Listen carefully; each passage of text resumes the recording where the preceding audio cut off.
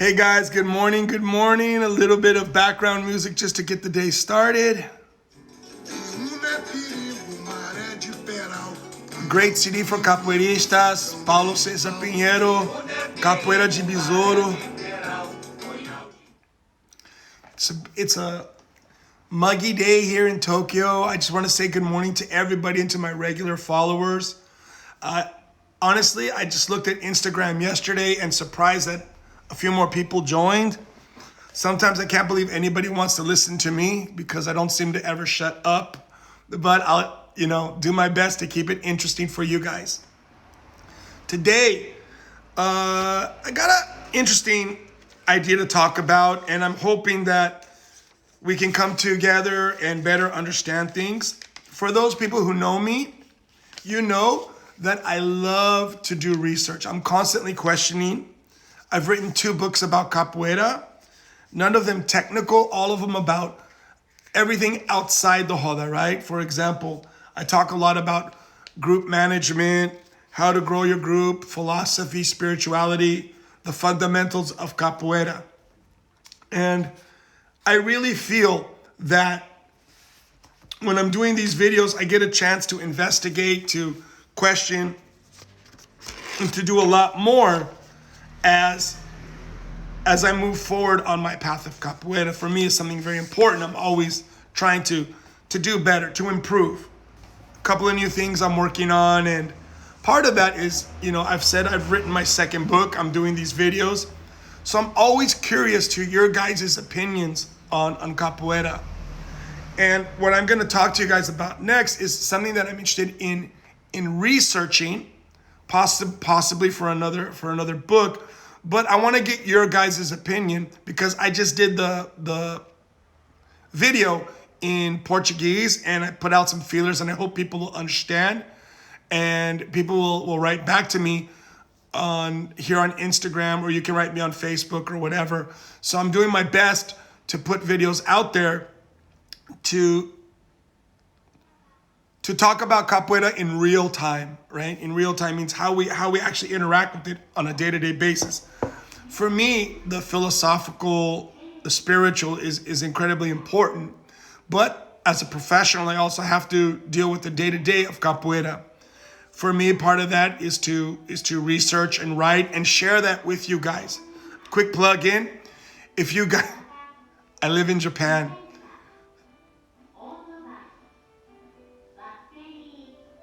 The trash truck just came by and they're trying to pick up, and it's the cutest voice, like anime voice going on. So I hope they go by. It's trash. Guys, I'll let you know. This is the trash collectors in Japan.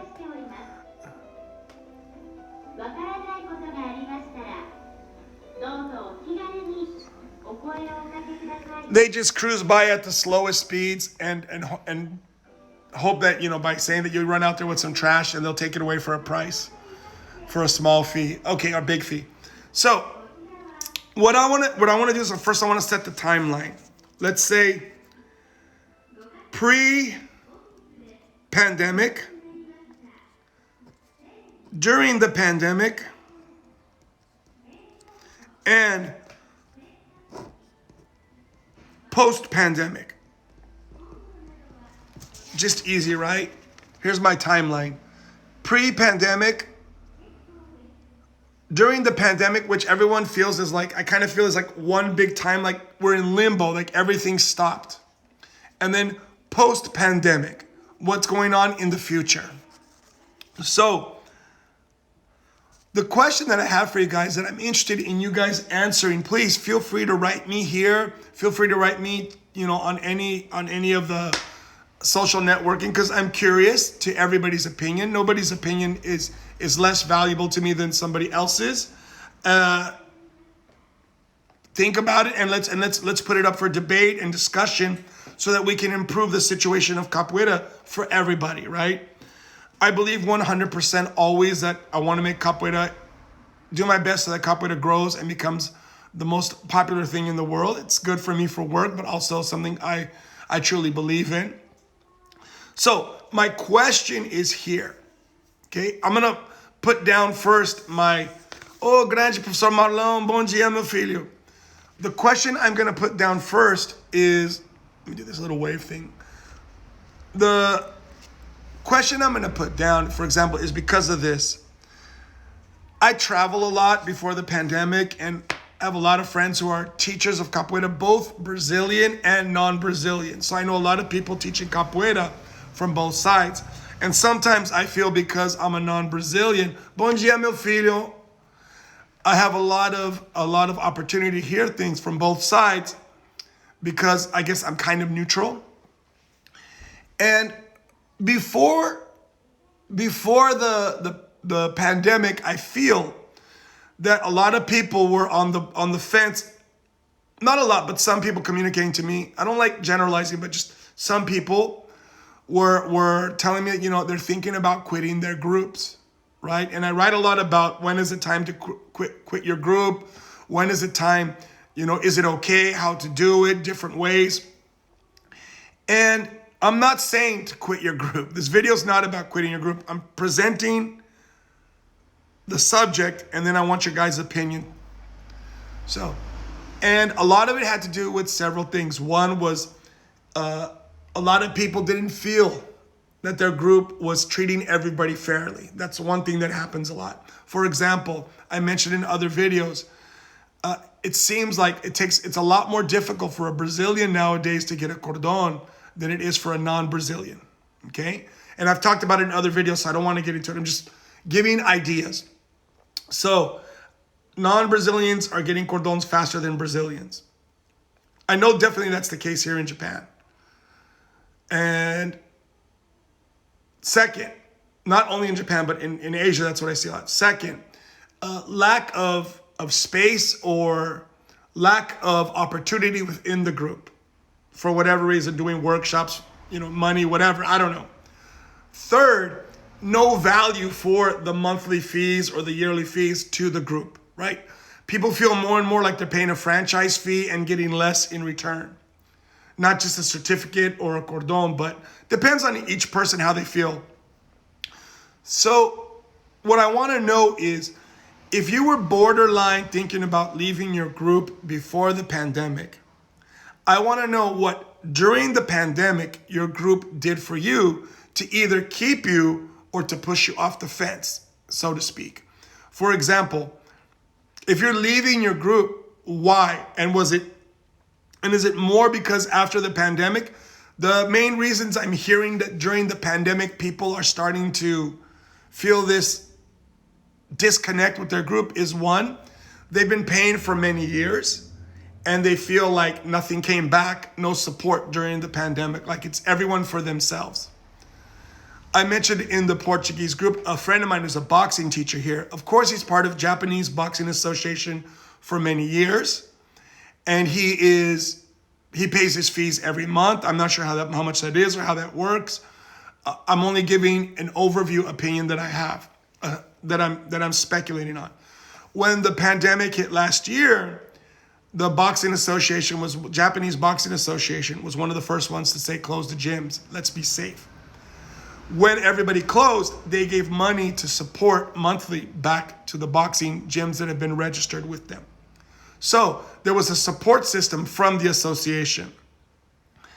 Capoeira Zoador, my group is very small. Like I said in Portuguese, if big groups are this big, then you could put my group on top of the head of the pen.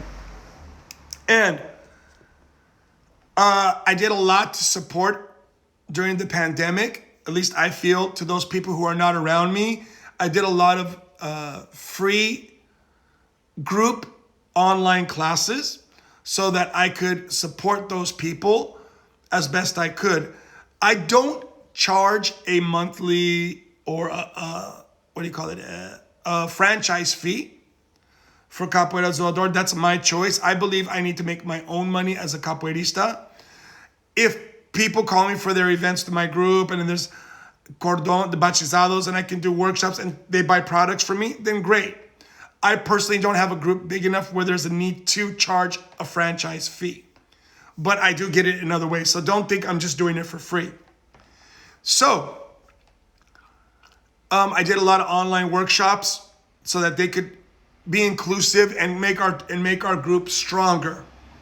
Whether the people understood that I was doing volunteer and that's actually me returning to them as the leader of our group, I don't know.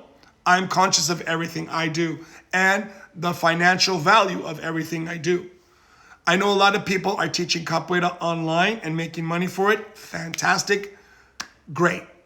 Personally, I don't need to do that, or I'm in a situation where I can do it in other ways. So I'm not saying no one should be doing it. I'm saying I don't need to do that right now. So as we enter the pandemic, I'm curious.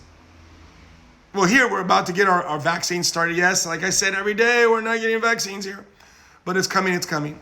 So post-pandemic, I'm curious, if you were borderline staying in your group, what were the reasons that you were thinking to leave your group for whatever reason? Secondly, now during the pandemic, are you still thinking to leave your group, staying in your group, and for what reason? If you're leaving, please tell me what your group didn't do for you during the pandemic, or what your group did do to keep you there. Okay? So now we're going to be moving past the pandemic, and I'm really curious to wonder if a lot of the groups, that a lot of the people that I know who were saying they were wanting to leave their groups before the pandemic will now leave their groups. And of course, it's going to be a lot of, politica, a lot of gossip, a lot of bad feelings, a lot of feelings of betrayal, a lot of things based on ego, not on professionalism. And for me, as I write about capoeira, I have to address actual problems in real time so that I can present something for you guys to help you guys grow and avoid all the negativity that I had to go through. So if you could, please send me an email. Please contact me. I'm open. We have Mestre Vibes YouTube. We have here on Instagram. We have Facebook. We have Twitter. I'm curious. Do you guys you can visit my homepage, capoeira.jp, and send me email. Do you guys have any thoughts on before the pandemic, were you thinking about leaving? Also, if you have something that, no, I wasn't thinking about leaving and this is why, let me know. And please, I'm not talking about idol worship. Oh, my Mestre, is so great. Guys, we're all human beings. I'm talking about the day-to-day running of your group, not because your Mestre's famous or you like him, or your Mestre's famous or you like him. I don't care about that. I'm caring about the actual reasons for staying and going, as in support as an organization. So, during the pandemic, what did they do for you? Or what didn't they do for you? And finally, what are your plans? I'm not going to mention anybody's names, of course. I'm going to keep everything to myself. But as a researcher, I'm curious. And I hope to present information later. I might even do some kind of polling and see what happens. Maybe people will poll. I think I have to use Facebook because I'm not sure how to do a lot of this kind of massive, over the internet polling, but I'll try. Guys, I hope you have a beautiful day and we can reflect on things we're doing and take capoeira always in a positive and good way forward. A lot of love, a lot of peace, and a lot of ashe. Mesh Suguri.